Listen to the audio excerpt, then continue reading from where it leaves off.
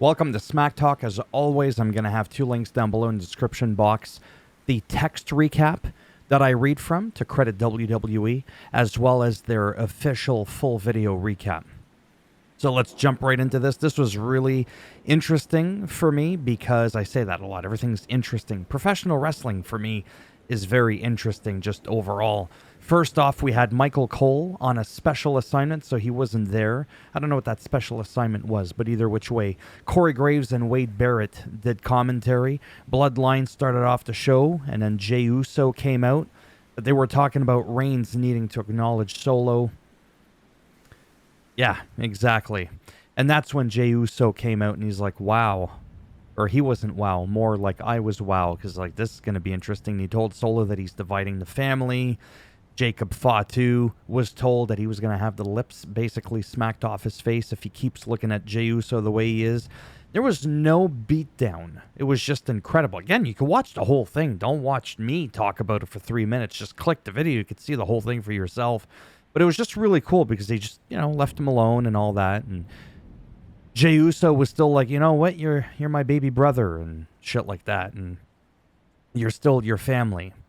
Triple threat tag team match at the Street Profits with B-Fab as Bobby Lashley allegedly now is gone from WWE. Apparently he's in the alumni, whatever you call it, the WWE, along with like the likes of MVP, who MVP now with Shelton Benjamin are in AEW. I don't know what that's going to mean for Bobby Lashley, but I do miss him with the Street Profits.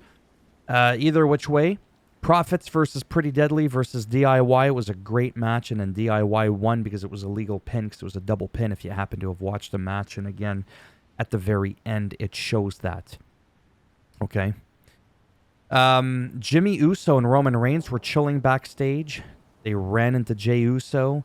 Roman told Jey that he was very, very proud of him and stuff like that. It was just a really nice moment, but Jey was just like not having any of it. He's just like, yeah, whatever. And he walked off because of all the stuff that happened before, so it's understandable. Piper Niven versus Lash Legend from NXT. This is very impressive. I really liked this match. And it had Lash Legend picking up Piper, slamming her down for the 1, 2, 3. It was great. Right there. There was the move right there.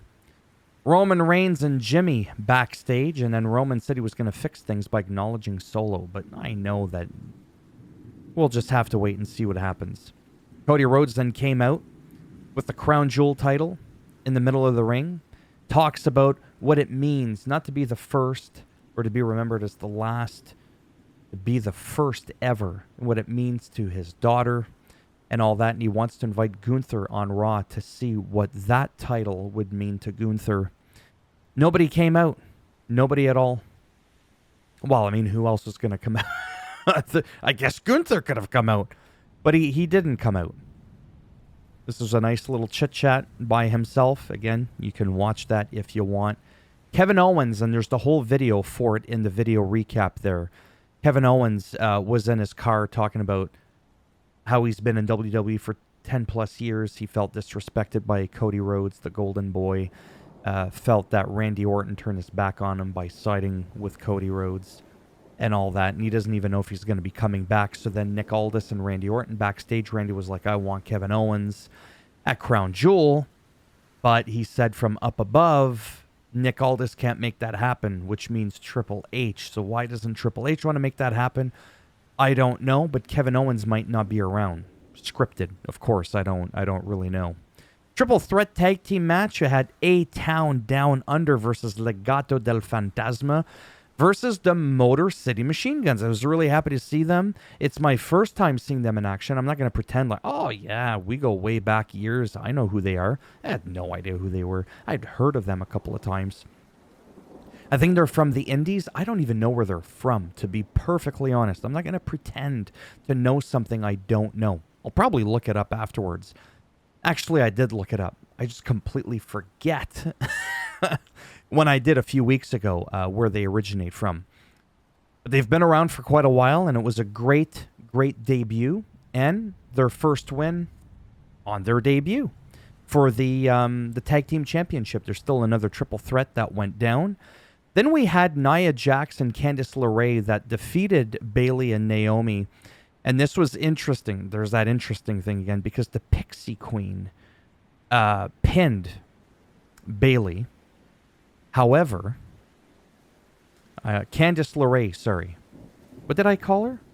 I don't even know did I call her Pixie LeRae? Anyways, Candice LeRae pinned Bailey. This is why I have my notes here. Very important. Nia didn't look happy even though they won the match. And Indy Hartwell is right there. I don't know why she wasn't competing. Is she like Dakota Kai, like where she was injured and just hanging out for a while? I have no idea. But overall, I enjoyed the match. And then the whole thing with the Roman Reigns, you could watch the whole thing where he got beat down. He got the Solo Sikoan spike in the trachea a couple of times. You'll get it in the back end if you don't give this video a thumbs up, as always. But Roman says the same thing, that you've been dividing the family. Things aren't better. He acknowledges Solo Sikoa, but not as the tribal chief. And then when Solo Sikoa says, well, you better or else, Roman's like, what? And he snaps his finger. They all come out, and this is the faux pas again. Now, Jimmy had been injured. He was on the ring apron going, near the entrance, the ramp. I don't know if that's quite the sounds he was making. It kind of sounds like something. But we'll pretend like that didn't happen for a moment and just move forward. We had no Paul Heyman. I mean, what was Paul Heyman going to do? You know what could have been awesome? I'm just saying. My brain goes places it shouldn't go. Paul Heyman comes out with Brock Lesnar. That was cringy, and that's why I did it. Fucking F5 everybody out of the ring. Save Roman Reigns. Or even CM Punk. Because, the whole CM Punk thing. Right. Could have been like Heyman asking for a favor. Could you mind getting yourself involved with Bloodline business? Because that's a good idea. Cody Rhodes didn't come out to even out the odds. Jey Uso didn't come out to help go, well, all right, whatever, let's do this. Because he came out, he was on the show, right? So Jimmy couldn't do nothing, he would have. Jay didn't do nothing, Cody didn't do nothing. And yeah, I am saying one of them should have done something. Shouldn't always just be left like this, but this gives the Bloodline their moment to make them look dominant, whatever. Thumbs up if you liked the video. It does greatly help support the channel. Thumbs down if you didn't like it. It's right there. There's the thumb right there. Like, you could see it right there. Okay? Don't make me say it again. If you want to subscribe, great. If not, whatever. Right now, I'm looking like this, and I'm trying to work my way towards looking like this. I'm down 9 pounds since October 1st. Breaking through a plateau I've been stuck on for over 12 or 13 years, but I'm still down technically 130 something pounds. So, but yeah, anyways, another story for another day. Take care. Maybe I'll see some of you in the next one. Bye for now.